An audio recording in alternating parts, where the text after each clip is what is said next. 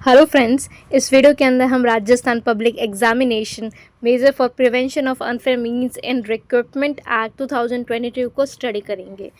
ये एक्ट है जो ये एक्ट नंबर है एक्ट नंबर 6 ऑफ 2022 का एक्ट नंबर 6 है और इसकी एसेंट हमें गवर्नर से कब मिली 5 अप्रैल 2022 को और इसकी इन्फोर्समेंट डेट है 6 अप्रैल 2022। ठीक है, अब नेक्स्ट बात करते हैं इसके ऑब्जेक्ट की। इस एक्ट का ऑब्जेक्ट क्या है? To prevent and curb the offence of leakage of question paper. Prevent भी करो और क्या करो, उसका कंट्रोल भी करो। ठीक है, ऑफेंस जो हो रहा है, क्वेश्चन पेपर लीक हो रहा है उसके रिगार्डिंग में। और use of unfair means of recruitment to any post under the state government include. जो अनफेयर मीन्स आप यूज़ करो रिक्रूटमेंट में जो गवर्नमेंट पोस्ट के अंदर आती है, अब इसके अंदर इंक्लूड होता है autonomous body, authorities, boards and corporations. ये कौन इंक्लूड होती है? स्टेट गवर्नमेंट के अंदर ही इंक्लूड होती है। ठीक है, इसके पोस्ट में आप अनफेयर मीन्स कर रहे हो तो उसकी प्रिवेंशन के रिगार्डिंग भी ये एक्ट बात करता है। ये इसका ऑब्जेक्ट है और इसका ऑब्जेक्ट है to provide for designate court.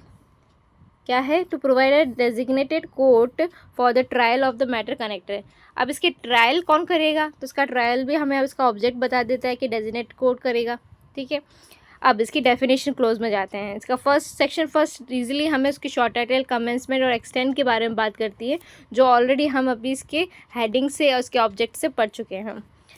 अब सेक्शन 2 बात करता है डेफिनेशन के लिए। क्लॉज ये बात करता है कंडक्ट ऑफ पब्लिक एग्जामिनेशन। क्या होगा कंडक्ट ऑफ पब्लिक एग्जामिनेशन का? इसमें क्या इंक्लूड होगा? Means and include. कंडक्ट में क्या हो जाएगा? प्रिपरेशन भी आएगा, प्रिंटिंग भी आएगा, सुपरविज़न भी आएगा, coding, evaluation, proceeding, storing, transportation, distribution, clearing, declaration of result, collection of question paper, answer sheet, OMR sheet और रिजल्ट शीट। ठीक है, ये ETC वर्ड यहाँ पर यूज़ किया तो काफ़ी चीज़ें और भी इंक्लूड हो सकती है कंडक्ट ऑफ एग्जामिनेशन के अंदर। अब इसका जो बी पॉइंट है वो बात कर रहा है, डेफिनेशन बात कर रही है कि एग्जामिनेशन ऑफ अथॉरिटी क्या है। मीन जो स्पेसिफाइड की गई है वो शेड्यूल फर्स्ट के अंदर, वो क्या होगी? एग्जामिनेशन अथॉरिटी होगी। सी डेफिनेशन बात कर रही है मीन्स एनी इंस्टीट्यूट और a part thereof. Examination centre क्या होगी? कोई इंस्टीट्यूट होगा या उसका पार्ट हो सकता है या अदर प्लेस जो फिक्स्ड की गई है और यूज्ड की है for the holding of public examination के लिए इंक्लूड कर दिया है इसके एंटायर प्रेमाइसेस अटैच्ड टू है। हमने सेक्शन जो एक्ट था 1992 का, उसके अंदर क्या किया था कि पब्लिक एग्जामिनेशन के जो सेंटर वो क्या होगा, जहाँ पर हमने होल्ड किया पब्लिक एग्जामिनेशन फिक्स किया, यहाँ पर पब्लिक एग्जामिनेशन कंडक्ट होगा या उसका एंटायर प्रीमाइसेस बोल दिया। ठीक है, जो उससे अटैच थी। बट यहाँ पर डेफिनेशन में चेंजेस क्या आया कि कोई इंस्टीट्यूट है या उसका पार्ट हो गया या कोई अदर प्लेस जो फिक्स्ड करी है या कोई प्लेस यूज्ड करिए for the holding of public examination के लिए, और उस पर इंक्लूड क्या कर दिया? एंटायर प्रीमाइसेस जो अटैच है उसके साथ में। ठीक है, डी डेफिनेशन बात करती है एग्जामिनी। एग्जामिनी कौन होता है? वो कैंडिडेट जो एग्ज़ाम देने आया है। अब कैंडिडेट तो क्या हो सकता है?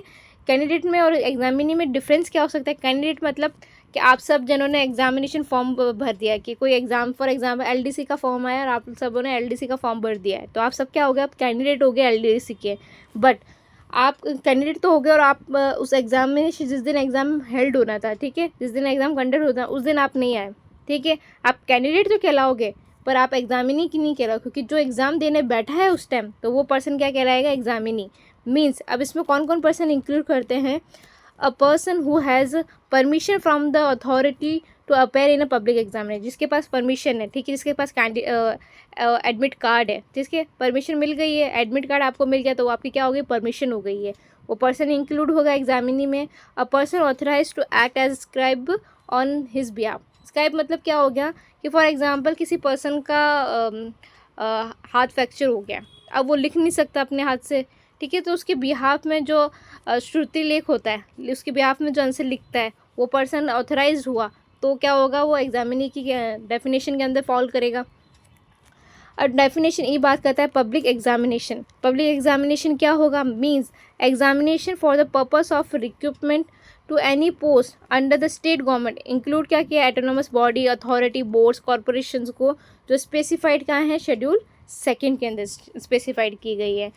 ठीक है, इसमें और 1992 के जो एक्ट में उसमें चेंजेस है थोड़े, ठीक है, तो वो हमें अलग से पढ़ के ध्यान रखना चाहिए कि क्या किस में पब्लिक एग्जामिनेशन को बोला है, किस में एग्जामिनेशन सेंटर क्या होगा उसको डिफाइन किया गया है। अब सबसे इम्पॉर्टेंट डेफिनेशन आ जाती है अनफेयर मीन्स की डेफिनेशन, जो क्या बात करता है क्लॉज एफ, ठीक है, सेकंड का एफ, इसमें बात करता है। अब अनफेयर मीन्स के अंदर दो को डिफाइन किया है, इसका सब क्लॉज भी क्या कहता है कि एग्जामिनी की बेस पे अनफेयर मीन्स क्या होगी, take unauthorise help from any person और ग्रुप डायरेक्टली और इनडायरेक्टली। आप किसी अनऑथराइज पर्सन से या किसी ग्रुप से क्या कह रहे हो, हेल्प ले रहे हो, तो वो क्या हो जाएगा, अनफेयर मीन्स आ जाएगा एग्जामिनी की बिहाफ में। Or from any material written, recorded, copied, printed or use of any unauthorised electronic machinery instrument or gadget, ठीक है। अब जो इसका सेकंड पॉइंट बात कर रहा है सब सेक्शन सब क्लॉज का, कि जो एनी पर्सन के रिगार्डिंग, हमने पहले बात की थी फर्स्ट में एग्जामिनी की रिगार्डिंग, अब यहाँ किसी पर्सन की रिगार्डिंग में अनफेयर मीन्स क्या होगा। अब किसी पर्सन की रिगार्डिंग में अनफेयर मीन्स होगा टू इंटरनोटेड टू इम्पर्सोनेट, मतलब क्या करना है उसके जैसा डुप्लीकेट हो जाता है तो उसका जैसा डुप्लीकेट पर्सोनेट कर देना। To impersonate, leak, attempt to leak और conspire to leak question paper, ठीक है। आप क्या कर रहे हो, उसका षड्यंत्र भी कर रहे हो। कॉन्स्पिरेसी हमने जैसे आईपीसी के अंदर सेक्शन कौन से हैं, आईपीसी के कॉन्स्पिरेसी के लेके section 120A and section 120B में उसकी पनिशमेंट दी है कॉन्स्पिरेसी। तो अगर आप क्या कर रहे हो, पर्सोनेट भी कर रहे हो, लीक कर रहे हो, अटैम्प्ट टू लीक कर रहे हो और कंस्पायर कर रहे हो टू लीक क्वेश्चन पेपर कोई पर्सन, तो वो अनफेयर मीन्स की डेफिनेशन में आएगा। टू प्रिक्योर और अटैम्प्ट टू प्रिक्योर कर रहे हो, पोजीशन में ले रहे हो, अटैम्प्ट भी कर रहे हो उस पोजीशन का क्वेश्चन पेपर का अनऑथराइज मैनर से, तो भी वो इसके अंदर डेफिनेशन में कवर हो जाएगा। To solve, attempt to solve, seek assistance to solve question paper in unauthorise manner, किसी अनऑथराइज मैनर से आप उस क्वेश्चन पेपर को क्या सॉल्व कर रहे हो, ठीक है, अटैम्प्ट भी कर रहे हो सॉल्व करके और उसकी मांग भी कर रहे हो क्या असिस्टेंस की क्वेश्चन पेपर सॉल्व करने के लिए, तब भी डायरेक्टली और इनडायरेक्टली असिस्ट करो किसी the examinee in unauthorise manner, directly और इनडायरेक्टली असिस्ट करो, हेल्प करो एग्जामिनी की, तो भी वो पर्सन किसकी डेफिनेशन में आएगा, अनफेयर मीन्स की डेफिनेशन में आएगा। अब इसका एक्सप्लेनेशन काफ़ी इंपॉर्टेंट है क्योंकि हमने ये इस डेफिनेशन के अंदर दो चीज़ को कवर किया था, एक तो अनफेयर मीन के अंदर एग्जामिनी को कवर किया था और एक पर्सन को कवर किया था। बट इसका एक्सप्लेनेशन क्लियरली कह रहा है कि person also include an examination. जो ये पर्सन के बारे में मैंने बोला था कि ये पर्सन अनफेयर मीन्स करेगा तो ये अनफेयर मीन्स की डेफिनेशन में आएगा, तो इस पर्सन के अंदर एग्जामिनी भी क्या होता है, इंक्लूड होता है। जी डेफिनेशन बात करती है वर्ड्स एंड एक्सप्रेशन जो यूज आईपीसी में किए गए पर यहाँ डिफाइन नहीं किए हैं, तो वो सेम ही मीनिंग मानी जाएगी जहाँ पर आईपीसी में जो मीनिंग लिखी गई है। अब सेक्शन 3 की बात करते हैं। सेक्शन 3 प्रोहिबिशन के बारे में कहता है कि prohibition of use of unfair means, no person shall use unfair means at any public examination. किसी भी पब्लिक एग्जामिनेशन में आप अनफेयर मीन्स का यूज़ नहीं कर सकते हो।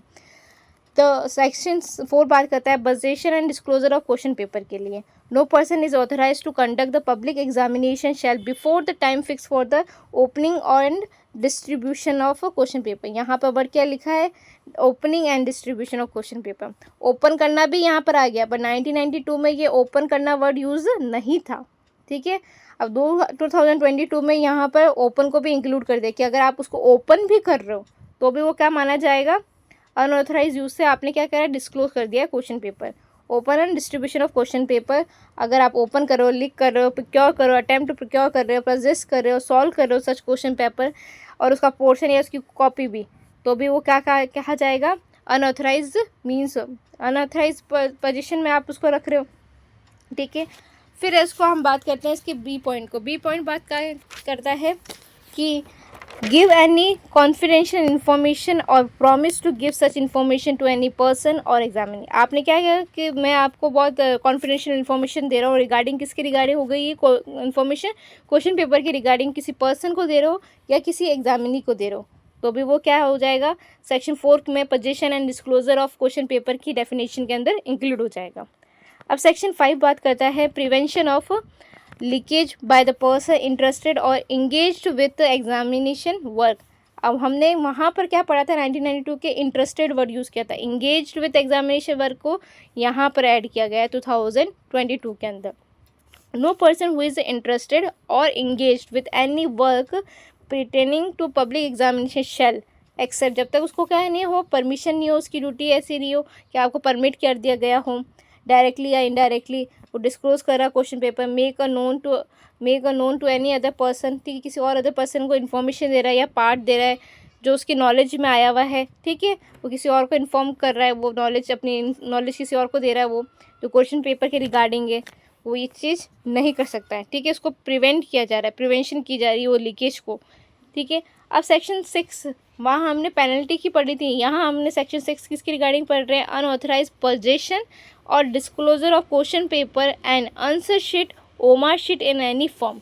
आप किसी भी तरीके से क्वेश्चन पेपर को, आंसर शीट को या ओमार शीट को अनऑथराइज पोजीशन कर रहे हो या उसका डिस्क्लोजर कर रहे हो, no person who is not lawfully authorise, जो लॉफुली ऑथराइज नहीं है और परमिटेड नहीं है by law, shall before the time fix for the examination, ठीक है, जो डिस्ट्रीब्यूट कर रहा है क्वेश्चन पेपर को और फिर क्या कर रहा है, अटैम्प्ट कर रहा है क्वेश्चन पेपर को डिस्क्लोज करने के लिए, ठीक है।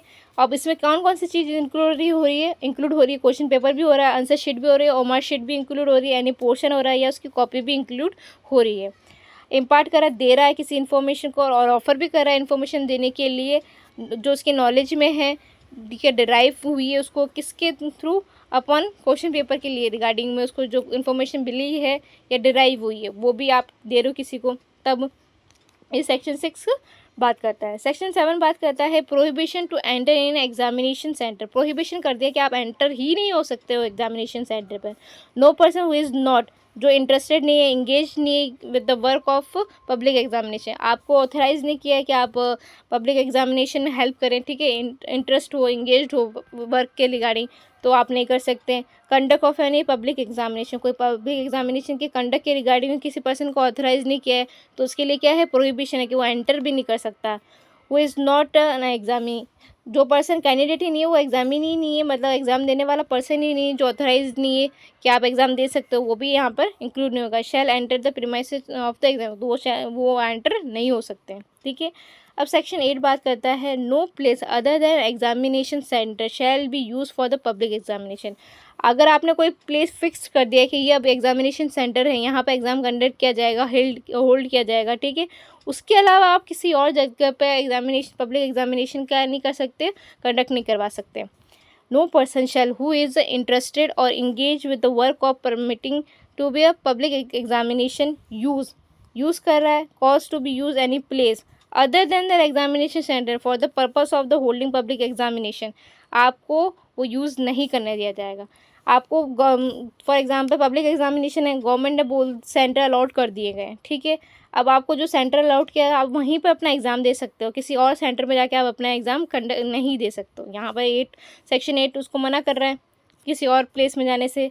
सेक्शन 9 बोलता है offence by the management institution और अदर्स, किसके द्वारा ऑफेंस हो रहा है, मैनेजमेंट के द्वारा ऑफेंस हो रहा है, ठीक है, इंस्टीट्यूट के द्वारा ऑफेंस हो रहा है या अदर्स, ठीक है। Whenever an offence is committed by the management institution limited liability partnership, ठीक है, और other was in charge or is responsible for the conduct of business, ठीक है, shall be deemed to be guilty of an offence shall be liable to be proceed against punish accordingly, तो उनके against क्या हो गई, liability impose की जाएगी, punishment दिया जाएगा, ठीक है, पनिशमेंट भी उसी अकॉर्डिंग उनको इम्पोज की जाएगी। कौन है ये, मैनेजमेंट हो गया, इंस्टीट्यूट हो गया, लिमिटेड लाइबिलिटी पार्टनरशिप हो गई है, कोई बिजनेस कंडक्ट कर रहे हैं, कंपनी बिजनेस हो गया, ठीक है, जो इंचार्ज है उसके। अब इसका प्रोवाइडेड कहता है no punishment if he prove that, अगर वो प्रूव कर दे कि offence was committed without his knowledge and he exercise all due diligence to prevent such offence, ठीक है, तब उसके ऊपर वो पेनल्टी इम्पोज नहीं की जाएगी। where it is a proof that the offence has been committed with the consent, convenience in attribute to the any neglect on the part of any director, partner, manager, secretary or other officer, but अब ये कह रहे हैं यहाँ पर prove हो जाता है कि किसकी वजह से हुआ है, कंसेंट की वजह से हुआ है, किसी डायरेक्टर के, पार्टनर, सेक्रेटरी, ऑफिसर, मैनेजर के, या उसकी कन्वीनियंस या एट्रीब्यूट ऑफ नेग्लिजेंस की वजह से हुआ है, तो the of the manager of the management institution limited liability party shall be liable to be proceed against the punishment according। जब ये प्रूव हो जाता है तो उनके ऊपर क्या की जाएगी, प्रोसीडिंग की जाएगी और वो लाइबल होंगे पनिशमेंट के लिए।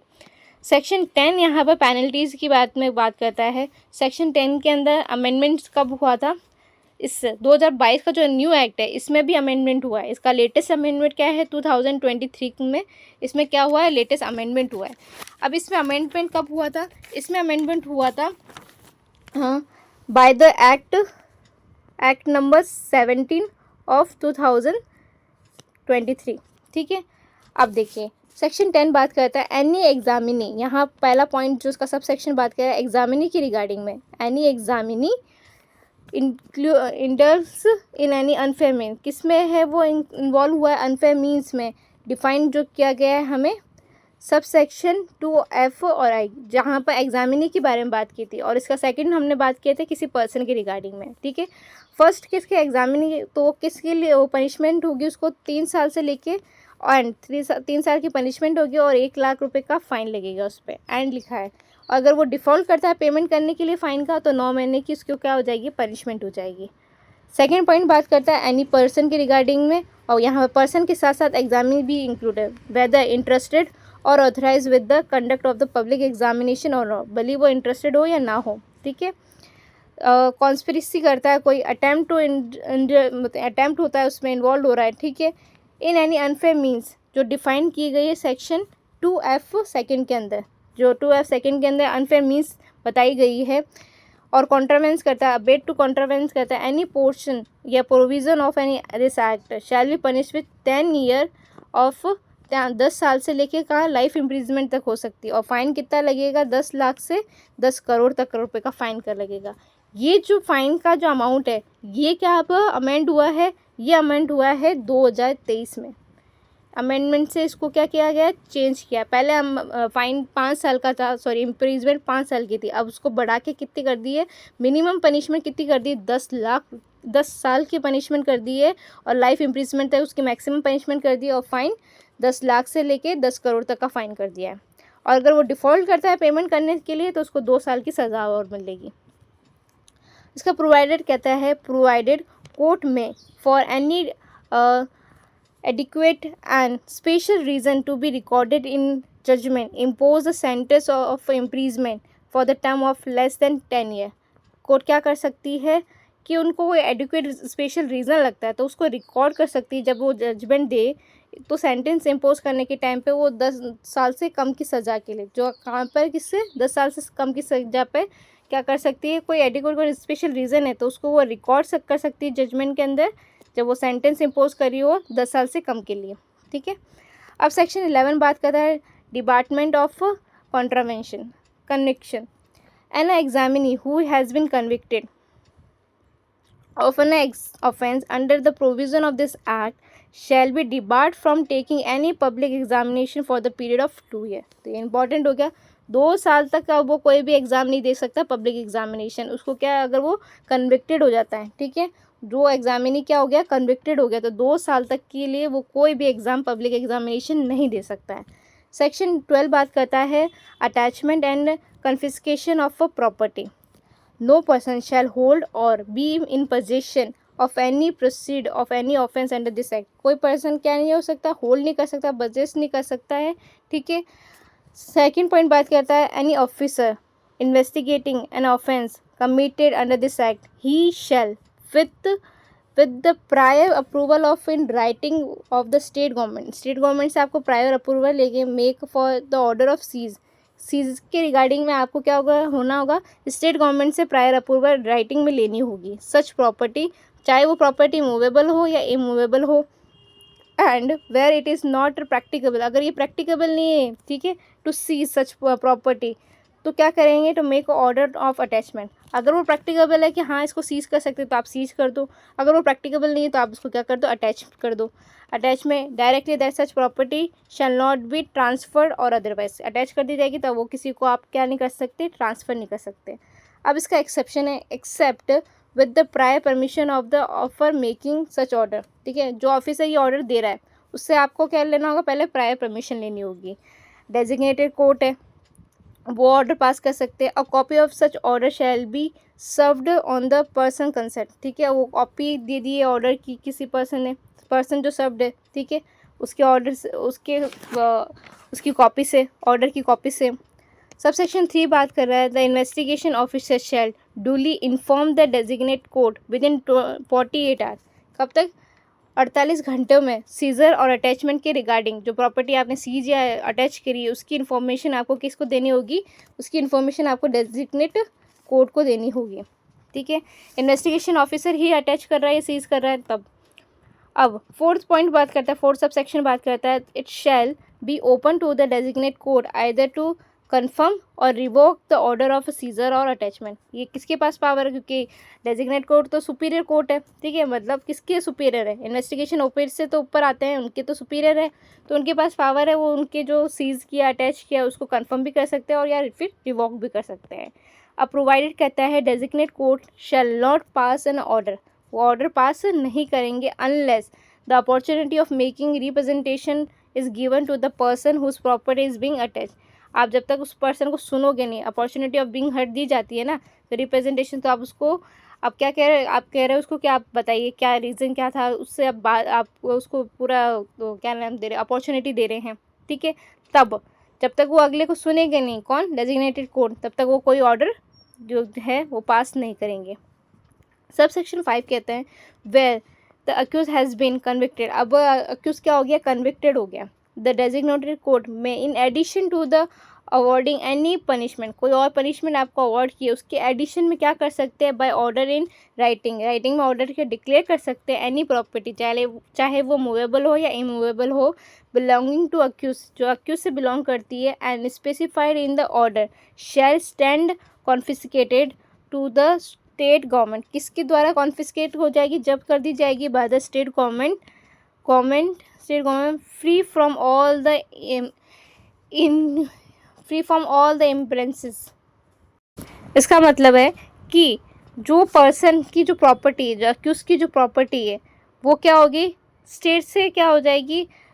जितने भी उसके जो कोई ड्यूटीज़ हो, इम्पोज हो या लाइबिलिटीज़ हो उस प्रॉपर्टी के, वो इक्विवेलेंस हो जाएगी, वो पूरी की पूरी हट जाएगी, समाप्त हो जाएगी, ठीक है। अब इसका एक्सप्लेनेशन बात करता है proceed of any offence under this act means, इसका मतलब क्या है? All kind of property which have been derived or obtain from commission of an offence under this act have been acquired through fund, ठीक है, and to any offence under this act and cash, किसी fund के द्वारा, किसी cash के द्वारा, irrespective of person whose name, हमें भले उसका नाम नहीं पता हो, the proceed of standing of whose position they are found, ठीक है, वो भी क्या इंक्लूड होगी? Proceed of an offence under this act की डेफिनेशन के अंदर इंक्लूड होगी। सेक्शन 13 बात करता है लाइबिलिटी एंड और management to pay all cost and expenditure if the person of the management institution or limited liability partnership or other has been found guilty, अगर वो पर्सन क्या हो जाएंगे? गिल्टी हो जाएंगे, जो हमने सेक्शन 10 सबसेक्शन 2 के अंदर पढ़े हैं। Shall be liable to be pay all the cost and expenditure related to the examination determined by the designate court and shall be ban forever, उनको क्या हमेशा के लिए क्या कर दिया जाएगा? बैन कर दिया जाएगा। कौन? लिमिटेड लाइबिलिटी पार्टनरशिप, मैनेजमेंट और या इंस्टीट्यूशन, जहाँ पर ये पता चल जाता है कि प्रूव हो जाता है कि वो क्या है? गिल्टी है। सेक्शन 14 बात करता है offence to be cognizable, non bailable and non compoundable. All offences specified in this act, जो इस एक्ट के अंदर ऑफेंस बताए गए हैं वो सारे के सारे क्या होंगे? कॉग्निजेबल होंगे, नॉन बेलेबल, उसके लिए आपको बेल नहीं मिलेगी, और नॉन कंपाउंडेबल, आप इसके लिए कंपाउंड भी नहीं कर सकते हैं, ठीक है। सेक्शन 15 बात करता है investigation of offences, no police officer below the rank of, अब किसकी? Additional superintendent of police shall investigate any offence committed under this act. तो यहाँ पर रैंक बता दिए पुलिस ऑफिसर की, जो बिलो द किसके नीचे की नहीं होनी चाहिए? Additional superintendents of police. अब बात करते हैं सेक्शन 16 की, cases tribal by the designated court notwithstanding anything contain in section CrPC में कोई बात दी गई है और in any other law the offence specified in this act shall B tried by the designated court under से, इस act के अंदर पावर किसके पास है, डेजिग्नेटेड कोर्ट के। भले ही वो बात किसी सीआरपीसी में या किसी अदर लॉ में दी गई है, उसके होते हुए भी यहाँ पर पावर्स किसके पास है, डील करने की, ट्रायल करने की पावर सिर्फ और सिर्फ डेजिग्नेटेड कोर्ट के पास है। सेक्शन 17 बात करता है power to appoint designated court. Designated court की पावर क्या है, अपॉइंटमेंट की रिगार्डिंग द स्टेट गवर्नमेंट में by notification in official gazette designate as many courts as a session in consultation with the chief justice of high court of Rajasthan. आपको consultation किससे लेना होगा, chief justice of high court of Rajasthan as it may necessary to try offences punishable under this act. ठीक है, आप designate court बना रहे हो तो आपको पहले परमिशन किससे ले रही हो, सेशन ऑफ किससे करनी है, chief justice of high court of Rajasthan से। सेक्शन 18 बात करता है an act not in derogation of any other law the provision of this act shall be in addition. यहाँ का जो प्रोविज़न है वो क्या होंगे, एडिशन में होंगे, सप्रेस नहीं करे किसी को। ठीक है, and not to derogation of any provision of any in the law for the timing for. किसी और लॉ में कोई लॉ कोई प्रोविज़न दिया गया, आप ये जो एक्ट है उसको सप्रेस नहीं कर रहे हैं। ठीक है, ये क्या है, ये उसके एडिशन में है। सेक्शन 19 बात कर रहा है पावर टू रिमूव डिफ़िकल्टीज़ के रिगार्डिंग स्टेट गवर्नमेंट में by order published in official gazette make such provision not inconsistent with the provision of this act as may appear to be necessary for removing of difficulty। कौन कर सकते हैं, state government के पास ये power है, by order publish in official gazette remove कर सकते हैं डिफ़िकल्टीज कोई हो तो। प्रोवाइडेड कहता है no such order shall be made after the expiration of 2 year from the date of commencement. कोई डिफ़िकल्टी आपने गवर्नमेंट को कहा कि इस एक्ट के अंदर ये डिफ़िकल्टी है, पर ये कब तक कर सकते हो आप, 2 साल के अंदर अंदर। अब 2 साल ख़त्म हो गए, फिर आप आ रहे हो कि इस एक्ट के अंदर ये कमियां हैं, तो ये इसमें कोई चेंजेस नहीं होंगे। सब सेक्शन 2 कहता है every order made under this section shall be laid before the house of the state of legislation. किसके पास जाएंगे, house of state of legislation के पास। सेक्शन 20 की बात करता है power to make rules. Power to make rules regarding state government make rules. ठीक है, all rules made shall be levied before the house of a state legislature while in session not less than 14 days। कब तक का नहीं होगा, कम नहीं होगा, 14 दिन से कम का नहीं होगा। अब इसकी जो शेड्यूल है, शेड्यूल फर्स्ट बात करती है फॉर द एग्जामिनेशन अथॉरिटी। जो एग्जामिनेशन अथॉरिटी की हमने डेफिनेशन हमने पढ़ी थी सेक्शन 2B में, और पब्लिक एग्जामिनेशन की हमने पढ़ी थी सेक्शन 2E के अंदर। ठीक है, अब ये जो पब्लिक एग्जामिनेशन वाली जो शेड्यूल है, शेड्यूल सेकेंड, इसके अंदर जो बात की गई है पॉइंट 5 और 6, उसमें आप ज़रूर देखना, उसमें रिक्रूटमेंट वर्ड यूज़ किया गया है, मतलब भर्ती के रिगार्डिंग बात की गई है 2023 में। ठीक है, कि भर्ती के रिगार्डिंग के शेड्यूल में बात की गई है, और वही जो चीज़ें हम यहाँ पढ़ रहे हैं, जैसे हमने 1992 के जो शेड्यूल फर्स्ट थी, उस शेड्यूल फर्स्ट के लिस्ट में हमने पढ़ा था कि जो बोर्ड ऑफ सीनियर सेकेंडरी है, जो सेकेंडरी एजुकेशन की है, वो किस में कंडक्ट हो जाएगी, पब्लिक एग्जामिनेशन कंडक्ट हो जाएगी। पर उसका जो रिक्रूटमेंट है, ठीक है, उसकी जो भर्ती है, वो भर्ती किससे होगी कंडक्ट, वो भर्ती यहाँ से होगी। ठीक है, 2022 के रूल से होगी। ये आप शेड्यूल के अंदर जो उसका पॉइंट 5 और 6 है, उसमें आप क्लियरली मेंशन लिखा हुआ है रिक्रूटमेंट, वहाँ पर भर्ती के रिगार्डिंग में बोला गया है। ठीक है, इस वीडियो के अंदर हमने 2022 का एक्ट भी पूरा कंप्लीट कर लिया है। Thank you.